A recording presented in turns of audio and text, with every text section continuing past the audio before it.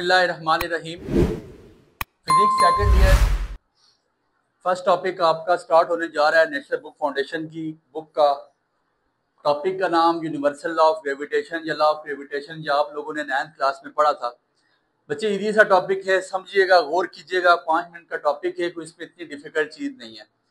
Law of gravitation क्या लिखता है? कहता है इन द यूनिवर्स। पहले इसकी स्टेटमेंट पढ़ेंगे और फौरन से हमें बात समझ आ जाएगी। इन the universe everybody attracts every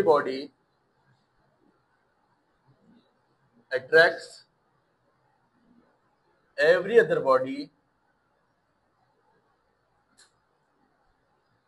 with the force which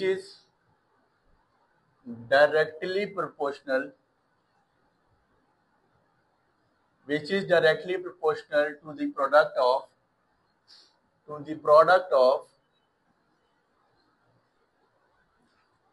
of their masses and inversely proportional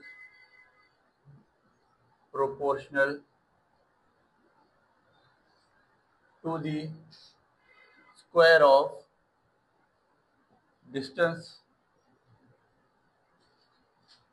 between their centers। बहुत इजी सा लॉ, बहुत इंपॉर्टेंट लॉ। कहता है इन द यूनिवर्स, कायनात में, every body attracts every other body with the force. कहता है हर body दूसरी बॉडी को अट्रैक्ट करती है। आपका सवाल होना चाहिए सर कि अगर हर बॉडी दूसरी बॉडी को अट्रैक्ट करती है तो क्या दो लोग खड़े होकर भी एक दूसरे को अट्रैक्ट करेंगे? ठीक है, अगर हर बॉडी दूसरी बॉडी को अट्रैक्ट करती है, अगर ये यूनिवर्सल लॉ ऑफ ग्रेविटेशन है, इसका मतलब है कि दो लोग आमने सामने खड़े हो तो एक दूसरे को अट्रैक्ट करेंगे। तो न्यूटन ने क्या बात बोली? कहते हैं in the universe every body attracts every other body with the force which is directly proportional to the product of their masses. कहते हैं फोर्स डायरेक्टली प्रोपोर्शनल होगी प्रोडक्ट ऑफ देयर मैसेज के। इधर सुनिएगा, कभी आपने और मैंने उस तरह गौर नहीं किया जैसे न्यूटन ने किया। हम बचपन से पढ़ते हैं, न्यूटन दरख्त के नीचे बैठा था, सेब गिरा, नीचे आया, न्यूटन के सर पे लगा। उसने बजाय खाने के उसने ये चीज डिस्कवर कर दी, भाई साहब कि ऊपर भी तो जा सकता था। ये ऊपर क्यों नहीं गया? ऊपर जा सकता था। तो उसने कहा जी कोई एक ऐसी फोर्स है जिसका नाम ग्रेविटी है, और जिसकी वजह से ऐसा हो रहा है कि ये in the universe every body attracts every other body with a force which is directly proportional to product of their masses and inversely proportional to the square of distance between their centers। हमने पढ़ा कि हमें Newton ने कहा कि यार सेब नीचे आके मेरे सर पे ही क्यों गिरा। उसने ये नहीं सोचा यार कि मैं इसको उठा के खा लूं। उसने कहा भाई साहब कोई ना कोई तो फोर्स ऐसी है जिसने इसको मजबूर किया कि तुम नीचे ही जाओ। एक चीज है फ्री फॉल के बारे में आपने पढ़ा था। अगर ये मार्कर में ऐसे उठा के नीचे फेंको, क्या ये फ्री फॉल होगी? नहीं। आपका जवाब होना चाहिए फ्री फॉल नहीं होगी, क्योंकि यहाँ पे मेरी मस्कुलर फोर्स है जिसने इसको होल्ड किया हुआ था, और जब वो मैंने मस्कुलर फोर्स रिलीज की तब मार्कर नीचे आया। दैट डजंट मीन कि यहाँ पे फ्री फॉल एग्जिस्ट करती है। फ्री फॉल एग्जिस्ट तो तब करेगी कि जब इस कमरे में वैक्यूम भरूं, इसको खाली कर दूं और कोई चीज फिर अपनी मर्जी से नीचे गिरे, उसको हम फ्री फॉल कहते हैं। ये याद रखिएगा, ये दो बॉडीज हैं, ठीक है। फॉर एग्जांपल इस बॉडी का मास m1, ये बॉडी का मास m2। ये मैटर नहीं करता, ये मैटर बिल्कुल भी नहीं करता कि आपके पास बॉडी का वेट कम हो या ज्यादा हो, लेकिन पॉइंट मैसेज मैटर करते हैं। आप देखें, हमने आज एक और चीज सोचनी पड़ेगी हमें। हम सोचते हैं कि जमीन घूम रही है किसी के, सूरज के, पड़ा था। अब जमीन अगर घूम रही है, ये आपके पास अर्थ है, ये आपके पास फॉर एग्जांपल सन है, ये ऐसे ऐसे रोटेट होता जा रहा है, मान लेते हैं। अगर रोटेट हो रहा है तो ये जमीन पे गिर क्यों नहीं रहा, सूरज पे गिर क्यों नहीं रहा? कभी आपने सोचा? इसको गिरना तो चाहिए, ये गिर क्यों नहीं रहा? फिर आप एक और चीज नोट करें, बचपन में हम पतंग उड़ाते थे और वो डोर के साथ ना आगे पत्थर बांधते थे, पत्थर बांध के तो हम उसको ऐसे ऐसे ऐसे रोटेट कराते थे। कभी हमने देखा है कि यार वो पत्थर जैसे वो ऐसे रोटेट करता है जैसे पंखा चल रहा है, उसके सेंटर में जो हमने डोर बांधी हुई थी, वो डोर बेसिकली उसकी टेंशन थी उस डोर की वजह से उस पत्थर में, और वो अपने पॉइंट में से गिर्द घूमी जा रहा था। इसी तरह यहाँ पे आपके पास ड्यू टू सेंट्रीपिटल फोर्स की वजह से ये जमीन पे गिरता, ये सूरज पे नहीं गिरती, ये रोटेट होती जाती है। समझ आ गई बात की। अब ऐसे दो बॉडीज एक दूसरे को अट्रैक्ट कर रही हैं। सूरज जो आपके पास फॉर एग्जांपल अर्थ घूम रही है, आपके पास सूरज आपको अट्रैक्ट कर रहा है, ठीक है, सूरज आपको अट्रैक्ट कर रहा है with a force in the universe. Everybody attracts every other body with a force which is directly proportional to product of their masses. Force is directly proportional to m1 m2 product of not only mass, क्योंकि body दो हैं, force directly proportional होगी उनकी product के। आप इनके बीच में multiply का साइन डालो तब आपकी मर्जी, मल्टीप्लाई ना डालो तब भी आपकी मर्जी, दोनों बातें ठीक है। दिस इज इक्वेशन नंबर 1, ठीक है। And inversely proportional to the square of distance between their centers. That means कि FG is inversely proportional to R का। Any problem? किसके inversely proportional है? Square of distance between their centers, between their center के point mind में रखना है आपने। ये दो इक्वेशंस आपके पास आ गई, equation number 1, equation number 2। Now combining equation 1 and 2, क्योंकि लेफ्ट साइड सेम है, अगर किसी इक्वेशन की लेफ्ट साइड सेम हो तो राइट भी सेम होती है। दैट मींस कि FG is directly proportional to m1 m2 over r का स्क्वायर। Any problem? ठीक हो गया। डायरेक्टली प्रोपोर्शनल का साइन खत्म होगा तो क्या लगता है, कांस्टेंट लगाया जाता है इक्वल और G, कैपिटल G लगाएंगे। कैपिटल G आपके पास यूनिवर्सल ग्रेविटेशनल कांस्टेंट है। देखिए सुनिएगा मेरी बात पे, दो तरह के कांस्टेंट होते हैं। एक वो कांस्टेंट है जो सम कुछ जगहों पे वो कांस्टेंट के तौर पे इस्तेमाल होता है, लेकिन कुछ जगहों पे वो कांस्टेंट नहीं भी इस्तेमाल होता। जैसे हमने रेजिस्टेंस पढ़ा था, रेजिस्टेंस कुछ जगहों पे ऐसा होता है कि वो एज एन कांस्टेंट इस्तेमाल होता है, बट कुछ जगहों पे वो कांस्टेंट इस्तेमाल नहीं होती है। R is equal to rho L/A की वैल्यू कुछ जगहों पे कांस्टेंट के तौर पे इस्तेमाल होती है, लेकिन वो कुछ जगहों पे कांस्टेंट इस्तेमाल नहीं भी होती। अब ऐसा है कि जो कैपिटल G है ये यूनिवर्सल गैस कांस्टेंट, ये यूनिवर्सल ग्रेविटेशनल कांस्टेंट है, ये हर सिचुएशन में कांस्टेंट ही रहेगा, इसमें चेंज नहीं होना। और यहां पे आपके पास कैपिटल G की वैल्यू क्या है, कैपिटल G किसके इक्वल होता है 6.67 मल्टीप्लाई 10 की पावर -11।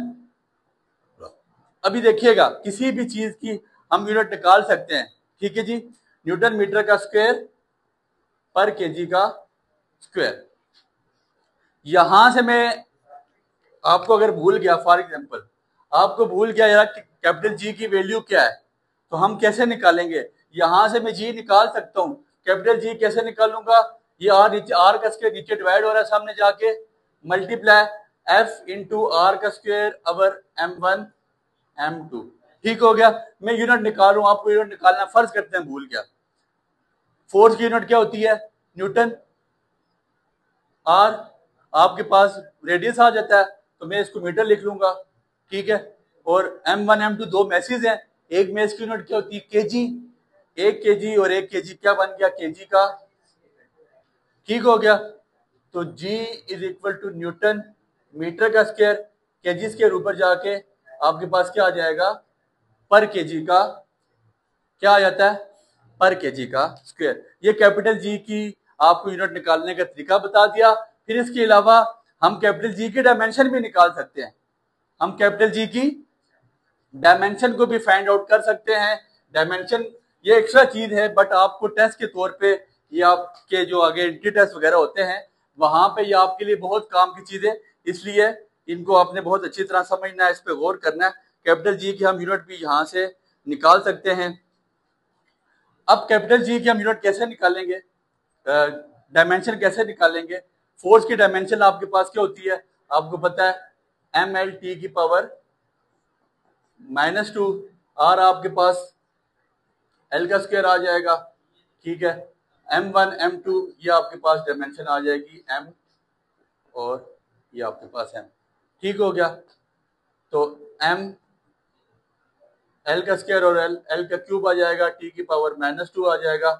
M और आपके पास क्या है नीचे आपके पास दो मैसेज हैं m1 और m2, ये आपके पास पावर अगर आप ले लें तो आपके पास m का स्क्वायर बन जाता है, ऊपर आके m की पावर -2 बन जाएगी। ठीक हो गया, तो ये आपके पास m की पावर आ जाएगी -2, तो हम इसको लिख सकते हैं m की पावर +1 और -2 m की पावर -1 l का क्यूब t की पावर -2।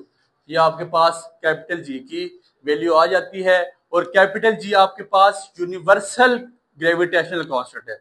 यूनिवर्सल ग्रेविटेशनल कांस्टेंट वो होता है जो आपके पास throughout whole the universe constant है, इसकी वैल्यू आपके पास चेंज नहीं होती, इसकी वैल्यू आपके पास चेंज नहीं होती है, इसलिए आगे कर दीजिए, इसकी वैल्यू आपके पास चेंज नहीं होगी। ठीक हो गया। दूसरी बात कुछ याद रखें, आपकी बुक ने कुछ एक्स्ट्रा पॉइंट्स बनाए जो आपकी नई बुक नेशनल बुक फाउंडेशन की आई है, इसकी प्रॉपर्टीज की अपने अगली हेडिंग दे देनी है।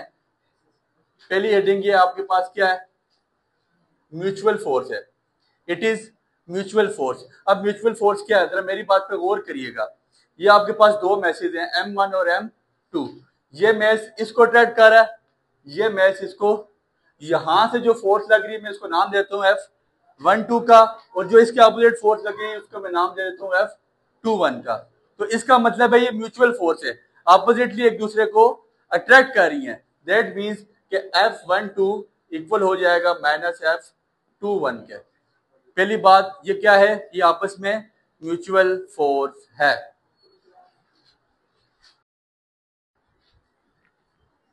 इसकी वजह हमारे पास पहली प्रॉपर्टी थी, it is mutual force. Mutual force के बारे में बता दिया कि ये एक दूसरे को अट्रैक्ट करती है म्यूचुअली, पर आपस में एक दूसरे के म्यूचुअल फोर्सेस हैं। तो एक फोर्स दूसरे फोर्स के, अगर ये बॉडी इस बॉडी को यहाँ खींच रही है, ये बॉडी इसको इधर खींच रही है, और ये वाली बॉडी इसको अपनी तरफ खींच रही है, तो अपोजिट फोर्सेज लग रही है। दैट मीन्स कि F12 किसके इक्वल हो जाएगा, -F21 के। फिर दूसरी बात, इनवर्स स्क्वायर फोर्सेस, ये आपकी बुक में ग्राफ बना हुआ है, इस बार बुक में बना हुआ है। अब ऐसा है, जरा गौर कीजिएगा, ये बड़ा छोटा सा पॉइंट है और बड़ा इंपॉर्टेंट पॉइंट है। आपके पास ये डिस्टेंस r, ये 2r, और यहाँ पे आपके पास डिस्टेंस कितना आ जाएगा, 3r। यहाँ पे आपके पास है फोर्स F है, ठीक है, यहाँ पे F/4 है, F/9 है। वो पॉइंट लिख रहा है, उस पॉइंट के बारे में बताते हैं आपको, उसने पॉइंट लिखा कैसे है।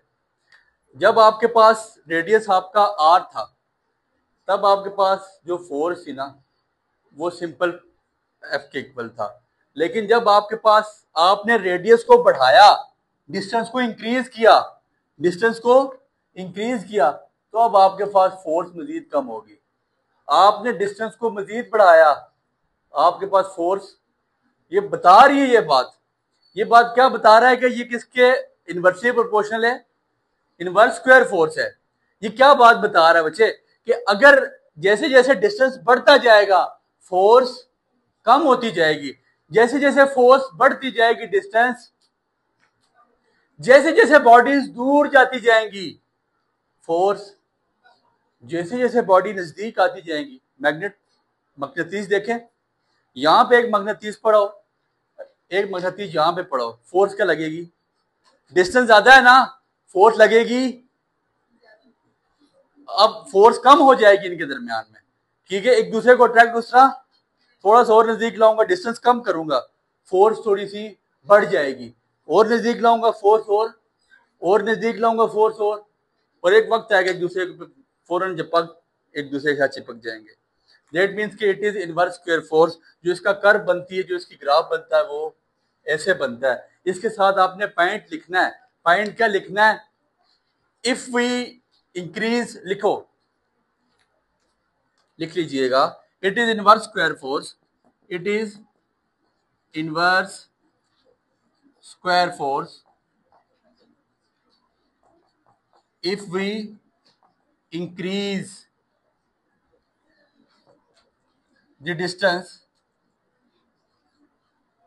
to 2r, अगर हमने डिस्टेंस इंक्रीज कर दिया 2r, फोर्स कितनी डिक्रीज हो जाएगी, force decreases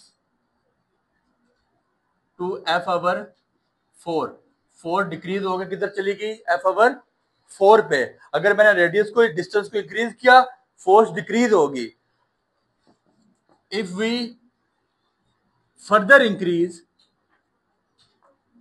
if we further increase the distance, अगर हमने डिस्टेंस को मजीद बढ़ाया और डिस्टेंस को बढ़ा के कहां पे लेके चले गए 3r पे, if we further increase the distance to 3r, distance को इंक्रीज करके 3r पे लेके के फोर्स मजीद डिक्रीज होगी, force decreases F over 9, force F over 9 के फैक्टर से मजीद डिक्रीज होगी। आगे कॉल्ट हॉल है, अगर इसको मैंने और बढ़ाया, इसको मैं और इंक्रीज करता तो ये एफ ओवर 16 के फैक्टर से और ज्यादा आपके पास कम हो जाती। पहली बात ये म्यूचुअल फोर्स है, दूसरी बात इनवर्स स्क्वायर फोर्स है, तीसरी बात लिख लें it is consequent of third law of Newton, third law of gravitation, it is consequent of जाना, it is consistent force of third law Newton third law. Newton third law क्या कहता है? Action and direction are equal in magnitude but opposite in direction. मेरे पास ball है, मैंने दीवार पे फेंका, दीवार से बॉल मेरे पास दोबारा आया, मेरा ये एक्शन था, बॉल का रिवर्स आना मेरी उसका रिएक्शन था। तो एक्शन और reaction are equal in magnitude, that means कि ये आपके पास जो ग्रेविटेशनल फोर्स है ये कंसिस्टेंट है किसका? Newton third law of motion का। छोटा सा टॉपिक था, इंतहाई इजी टॉपिक है, एक दफा आपने बस जिस तरह आपको स्केच बना दिया गया है, ये कुछ चीजें एक्स्ट्रा लिख ली गई हैं आपकी एमसीक्यूज के लिए, ये आपका एमसीक्यू का पोर्शन है, यहां से आपका एमसीक्यू बन सकता है, यहां से आपका एमसीक्यू बन सकता है। इस टॉपिक में मजीद कुछ भी नहीं है, एमडीकेट के लिए भी ये टॉपिक इनफ है। उम्मीद करते हैं कि आपको बातें समझ आई होंगी, दुआ में याद रखिएगा। बहुत शुक्रिया।